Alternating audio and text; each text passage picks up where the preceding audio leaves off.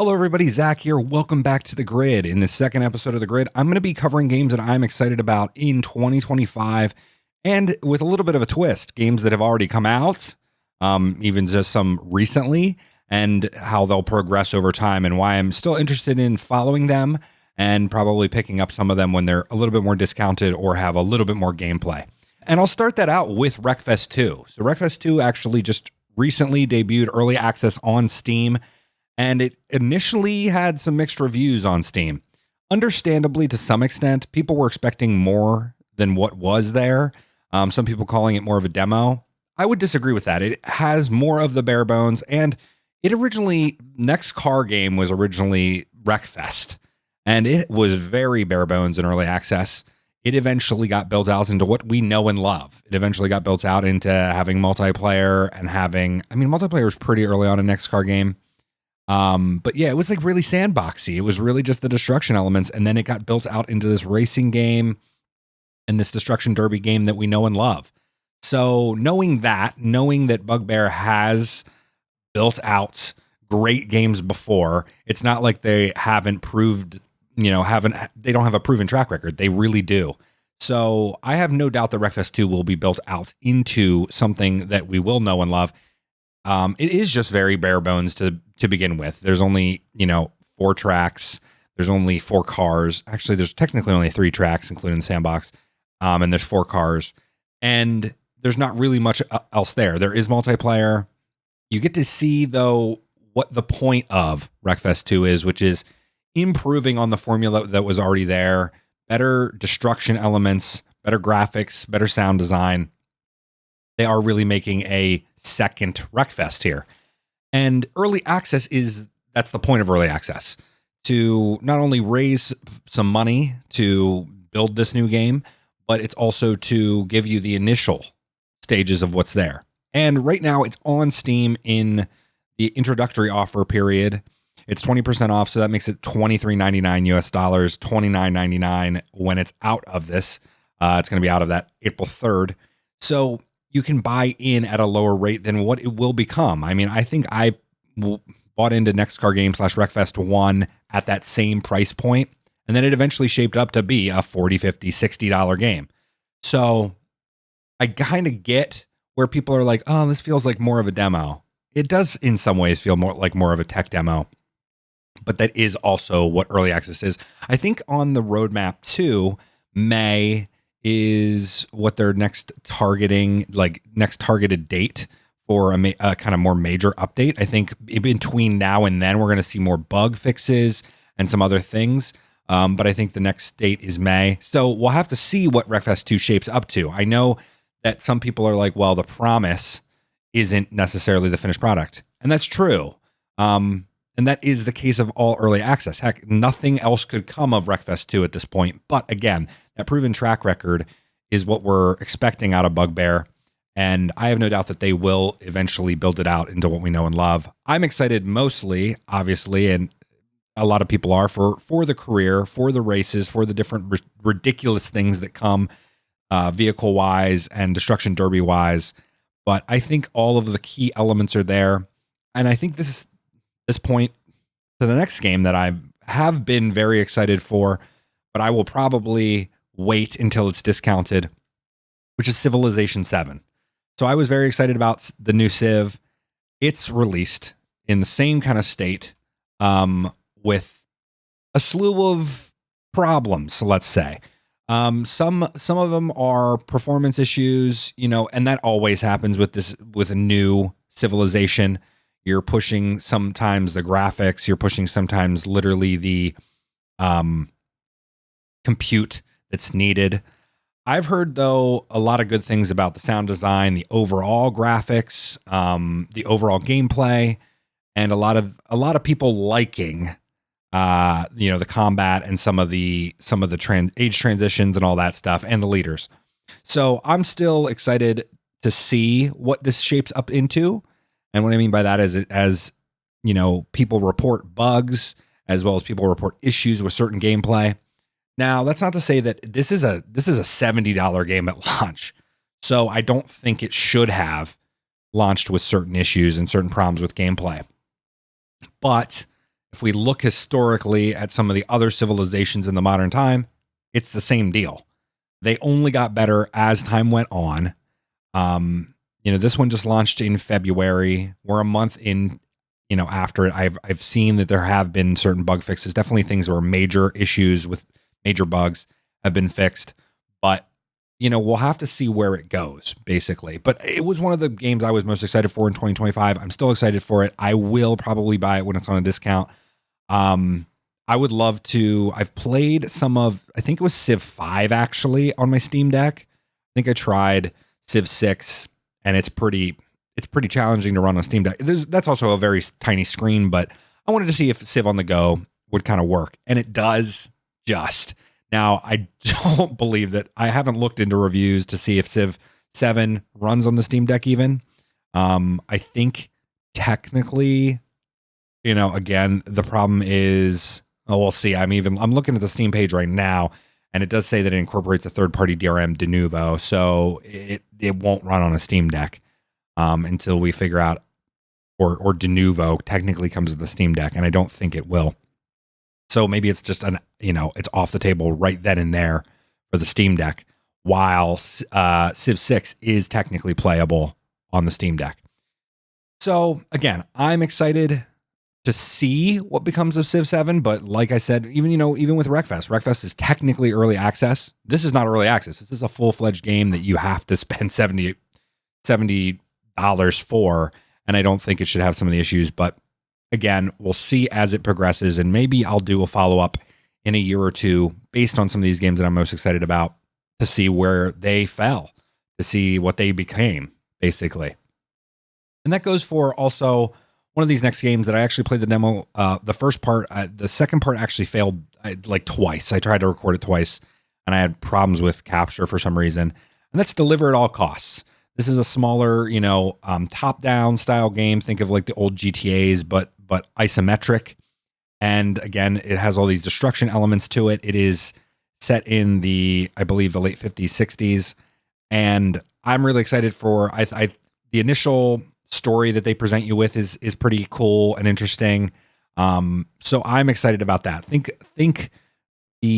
was going to say, Destroy All Humans, but think that kind of style, that over the top kind of, those over the top elements applied to this delivery game that has a full destruction in the city.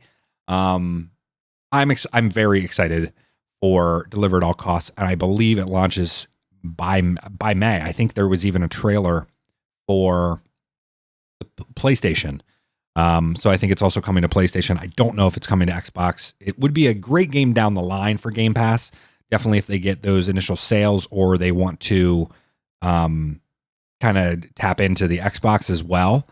But I think, it's a really, really cool idea for a game. And there's also like a lot of different upgrade paths for your vehicle, it seems. At least, again, just from the demo, you have, blueprints, and you're able to do certain things to your truck. I'm assuming we're going to have different vehicles down the line, but I don't know. I'm not trying to just speculate and oversell these things.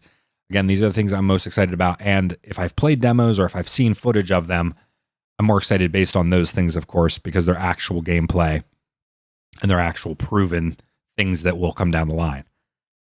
Now, some more smaller and indie titles that I'm excited about. And this is, again, not an all-inclusive list. This is just kind of what's been on my radar and what I have also, in some cases, had the potential to play demos for. Metropolis 1998, which really, to me, looks like a SimCity in the modern day. And when I say modern day, I mean a very, again, isometric. You're able to build. You're able to kind of SimCity 3000, which was one of my favorites back in the day. So it's kind of an extrapolation of that. And now that is also, in terms of talking about early access, coming to early access. There is a demo on Steam as of recording. The targeted release date is Q4 2025. It doesn't have a specific date in mind, but the bones are there and the customization is there in terms of being able to build like certain plots of land, see inside actual buildings. Kind of feels, again, like a Sim Tower-esque. It feels like a combination of all those games, my childhood, kind of wrapped into one.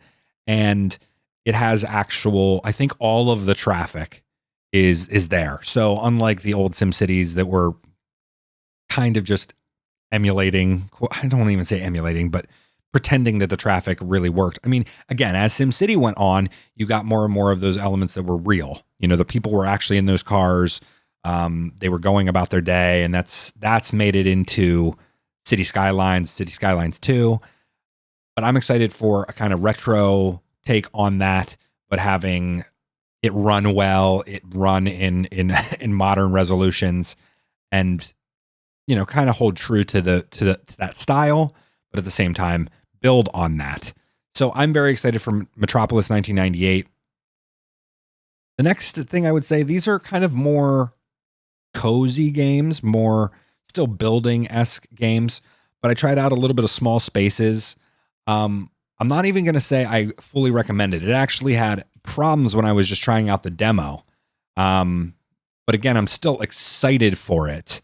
It is kind of this, you build out these little dioramas, you build out little rooms. So you'll have a request of what the person wants, and then you'll kind of have to build out that space. It uses Unreal, I believe. I could be mistaken, but I think based on the lighting and some of the other stuff, I think it uses Unreal. And it's really neat in that aspect.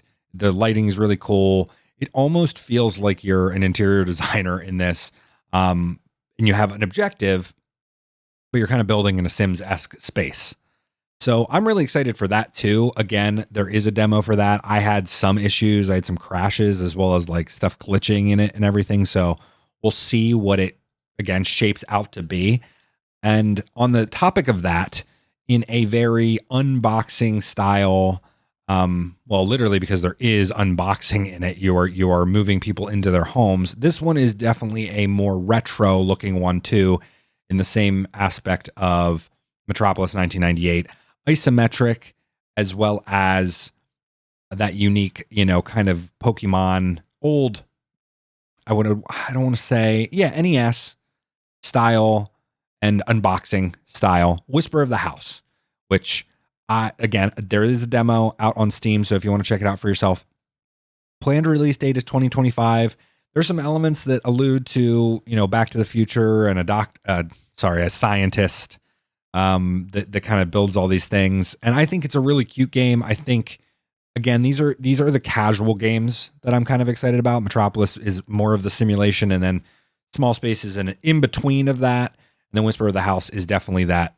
It's got a story to it, but you're moving people into, or almost like Stardew Valley, I would say, in terms of its style. But again, this is isometric. I think it's only the one view, but I'm really excited for that too. And we'll see where that goes, and if it releases this year as well. On the topic of some more retro and more simple style games, Pico Drift. I tried the demo of this. It is in its infancy, if you will, in its demo, but I think the overall style of it and the idea of it is pretty cool. It has multiple different cameras. I think the developer has listened to not only feedback, but then seen other things and kind of built on that themselves. There was more of a top-down camera, at least from when I first stumbled upon the developer of Pico Drift. And it's kind of evolved into having the option of that and in the option of a third-person camera. And it's just driving around, drifting in the city. And it's a cool thing. It sounds like it's also going to be very creation-based, meaning creating your own tracks and game modes. Again, the demo really doesn't have that. The demo only has I think 2 different levels and a couple different cars. But again, the core is there. The overall mechanics and how they feel are really good. And it also seems like it's going to have, a police chase element to it too, which I love. So I think it's got, again, the start is there for Pico Drift, and I'm excited to see what becomes of it. Again, its planned release date is 2025, so we'll see if that's the case. Like any of these things that are by indie studios, I get that if they have to work out bugs, but then they also, some of them are going to go into early access, so they literally will probably launch with some bugs, and we'll be expecting them to, figure some of those out over time. Again, I've tried another demo too. So most of these I have tried demos of, or I've seen footage. Recharge, I'm really excited for. This is supposed to come to early access soon, but it has a planned release date of Q2 2025. Again, I don't know if that means the early access or the full. I'm assuming that means just early access, Q2 2025. But this looks really cool. RC enthusiasts and casual players will like this. They got different cameras supposedly coming to it, so somewhat more of a top down, but then also third person and then a first person. Well, kind of FPV on the top of it. But Recharge looks really cool from what I played of it briefly, and then from what they've been showing, I expect even a lot more than what just was in the demo. The demo is kind of, I think, just two different racetracks and kind of, again, the bare bones, but it's a demo. I wasn't expecting more than that. We'll see what comes with early access. We'll see if customization comes day one with early access, as well as more tracks. And of course, I'd love to see multiplayer and all that. I don't know if multiplayer has been touted, so I'm not going to make those. Well, it does say online PvP and online co-op on the Steam page. Again, that doesn't mean that they've announced it. That means what Steam is kind of pulling from it. It does say split screen mode, so maybe we'll at least get a split screen local, which is cool because there's not a lot of games that do local co-op anymore. Split Fiction, of course, was a standout this year that me and my partner played. That was fantastic. But yeah, split screen co-op. Sorry. Looks like it will eventually come. Oh yeah, and then online multiplayer up to 12 players. Okay, so I was just wondering if they were going to do split screen co-op and then utilize something like Steam Play Together, or you'd have to use Parsec or something to play that. But it seems like there's going to be multiplayer too. So again, Recharge, very excited for. Looks really cool. RC car game in Unreal. Looks really neat. So coming out of that, we have to talk about more AAA titles too. I'm personally very excited for Death Stranding 2, and a Hideo Kojima game that I get it. If you watch the trailer for this, you're like, what in the actual, and I get it. Trust me, I get it. Even if you play through the first one, you might even go, what did I play? I played just a walking simulator, but no, you didn't. And if you think that the first one was just a walking simulator, you weren't along for the entire ride. I get it. A lot of people say Kojima should just make movies at this point, and he probably should, but I think his skill set is still in games, and it is still, the ideas in his brain are still mostly suited for video games at this point. He's made such great titles over the years, so this is not me having to sell you Death Stranding 2. If you loved the first one, if you played the first one and it struck a chord with you, then you're going to be excited for Death Stranding 2. And I'm very, very, very, even after seeing this one trailer too, there were I think comments that were like, this is more in this trailer, more has happened in this 10 minutes or 15 minutes or whatever. I gotten more out of it than some Netflix shows for an entire season.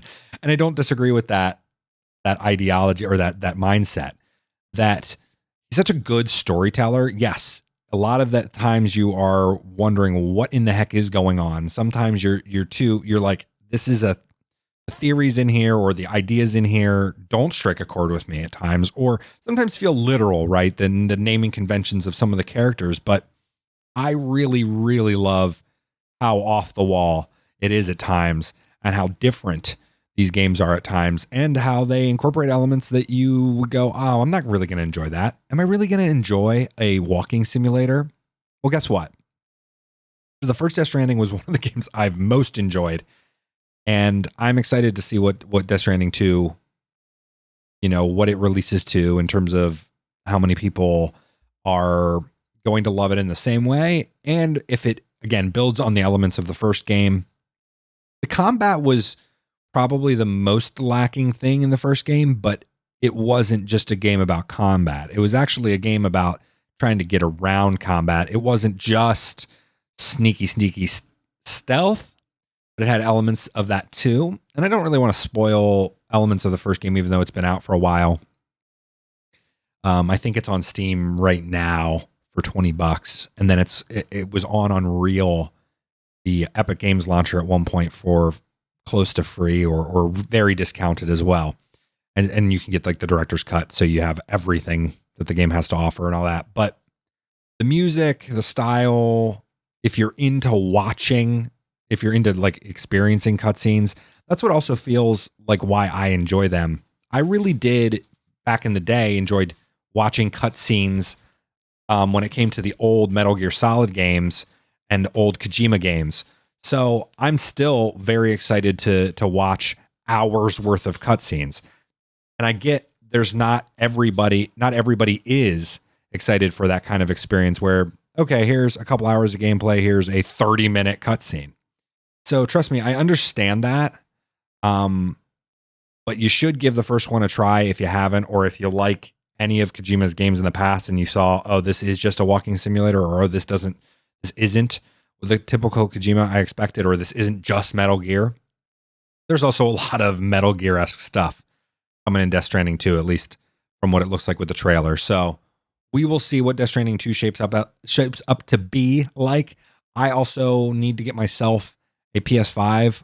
Talked to a friend about potentially maybe I'll trade my Series X and get myself a PS5 in time to play Death Stranding 2. I don't really have any other need for a PS5.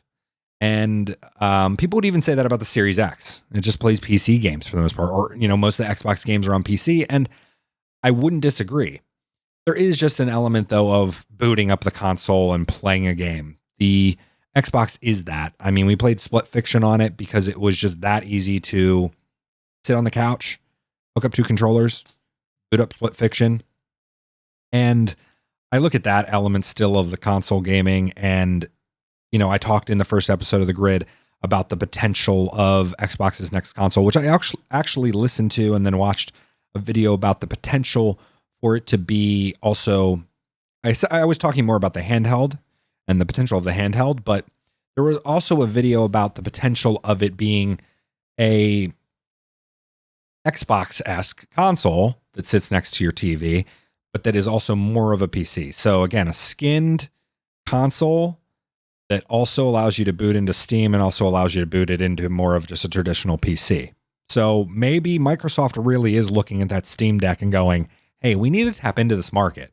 We need to release something around this price point. And maybe that means two offerings, a portable version and then one that is basically a desktop version. Or maybe it is an in-between. I don't know. Maybe we're going to get more and more as time goes on, more Switch-esque consoles. I wouldn't be surprised. There are more and more of that age group that is aging out of just having, I guess, arguably the time sometimes to sit behind their computer and play games. And there is an element of that too. Oh, I picked this up. I'm able to play it for 15 minutes and then I'm able to put it down. And that was, my childhood with Game Boys. And I think a lot of people have grown up with that. Game Boys, DS, PSP, PS Vita. I'm very surprised that Sony was early to making some of these AAA titles that were in, very high quality graphics into handheld forms. And then they kind of dropped. I get that it doesn't make nearly as much money, or I get that you have to make money in different ways with this kind of platforms sometimes. But Nintendo's obviously leaned into it, and they made something that works in both cases, right? Handheld and now these don't have the power, and I think the Switch 2 is rumored it's not going to have this. It's going to have a jump, but it's still not going to be targeting, what the PS5 and what the Xbox Series X were able to do.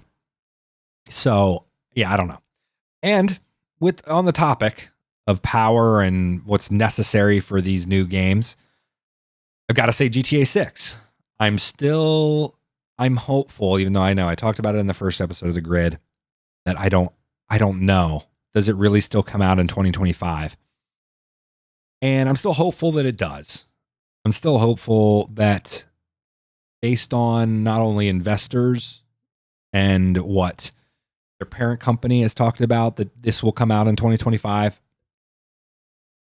I'm excited. I'll see. I'll see if I have a PS5 by that time, because I think that it has better potential on the PS5. And this is not from quantitative data. But on the Xbox side, it is going to be targeting both the Series S and the Series X. So I think in terms of them only targeting one, now mind you, they could make a version / target for the PS5 Pro, and they could even be targeting for an Xbox console we don't know about, right? There could be an Xbox console down the line that has essentially an Xbox Series X Pro, but we don't know that. And for all intents and purposes, we seem to almost be not going the other way, but we seem to almost be going towards it might be more towards a Series S, right? The handheld version of this Xbox might be a Series S in your hands. So I doubt that the Xbox version will be better in terms of the graphics.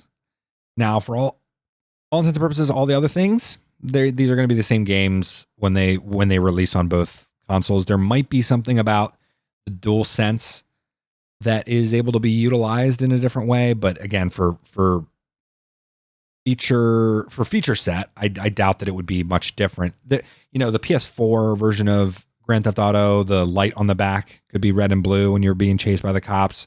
Radio sound, certain radio, call outs and stuff could come through the controller.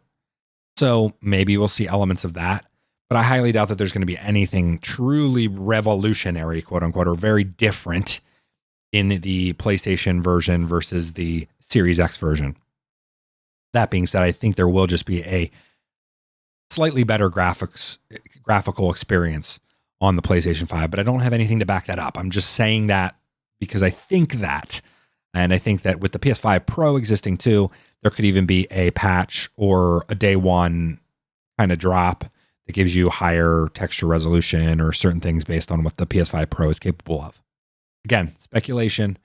I don't think we're going to see expanded enhanced of GTA 6 in the first year, but 10, 15 years from now, if GTA 6 launches this year, maybe we'll see, an expanded and enhanced, and we'll still have to wait for the PC version too. I don't believe that we'll see a PC version day one based on all the rumors that we've heard and seen. I think we'll have to wait for a PC version that I'm hoping comes in the next year after the initial launch of GTA 6. But what are you guys most excited for this year? What demos have you played? What has stuck out to you? Let me know in the comments below. I would really enjoy hearing from you guys and hearing your takes on some of the games that I've said that I'm most excited for this year and some of the demos that I've played. Again, check them out if you haven't already. There's some really cool indie games in there. And I get to that I'm not really turning many people on to games that they probably haven't heard of, maybe other than some of the indie games. And that's if you're more into those. I get that my interests are varying a lot of the times. And if you too want to see some of the games that I've played in the last year that I haven't really covered, I might make an episode of The Grid that kind of talks about those too. So let me know. What have you played in the start of this year that's you're really excited for, to see how it gets built out? What demos have you played, and what are you most excited for? I'd love to hear it. Thank you for listening to another episode of The Grid. I really appreciate. This is just kind of, again, still this loose. I obviously came in here wanting to talk about all of those games, but I didn't really have kind of otherwise a script or anything. But I hope you enjoy The Grid, and I'll see you in the next one. Bye.